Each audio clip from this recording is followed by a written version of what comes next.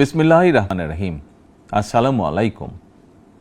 ত্যাগের পরাকাষ্ঠা, তাকওয়ার মহিমান্বিত পথ নির্দেশনা এবং আত্মশুদ্ধির অনন্য বার্তা নিয়ে বছর ঘুরে বিশ্ব মুসলিমের দুয়ারে আবারও হাজির পবিত্র ঈদুল আজহা। বাংলাদেশ সহ বিশ্ব মুসলিমের প্রতি পবিত্র ঈদুল আজহার শুভেচ্ছা।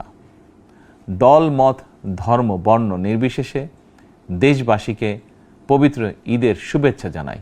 ঈদ মোবারক। কোরবানি শুধু পশু জবাই নয়, বরং লোভ, লালসা, হিংসা, বিদ্বেষ আর মনের পশুত্বকে পরাভূত করার দীক্ষা গ্রহণের মধ্যেই নিহিত রয়েছে কোরবানির মাহাত্ম্য ও তাৎপর্য।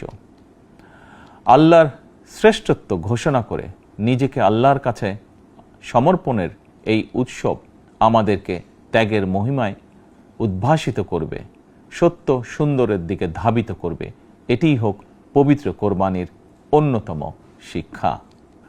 প্রিয় দেশবাসী, যাদেরকে আল্লাহ এবছর কোরবানি করার সামর্থ্য দিয়েছেন, তাদের প্রতি আমার বিনীত আবেদন, এবছর যাদের পশু কোরবানি দেওয়ার সামর্থ্য হয়নি, তাদের সঙ্গে কোরবানির পশুর মাংস ভাগাভাগি করে নিন। এটিও কোরবানির আরেকটি অন্যতম শিক্ষা। প্রিয় দেশবাসী, আপনাদের প্রতি আমার বিনীত আহ্বান, কোরবানির চামড়া যথাযথ প্রক্রিয়ায় সংরক্ষণ করুন। কোরবানির পশুর রক্ত ও বর্জ্য পরিষ্কারের ব্যাপারে পরিচ্ছন্নতা কর্মীদের সহায়তা করুন দয়া করে। যথাসম্ভব নিজেরাও পরিচ্ছন্নতা অভিযানে অংশ নিন সম্ভব হলে, যাতে কোরবানির দিনই সংশ্লিষ্ট স্থানগুলো পরিষ্কার পরিচ্ছন্ন করে ফেলা যায়।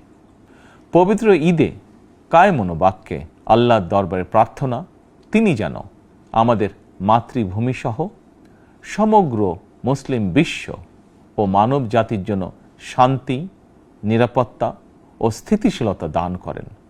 একই সঙ্গে আমি বিশ্ব জুড়ে শান্তি, সম্প্রীতি এবং নিরাপত্তার জন্য মহান আল্লাহ রাব্বুল আলামিনের দরবারে প্রার্থনা করছি।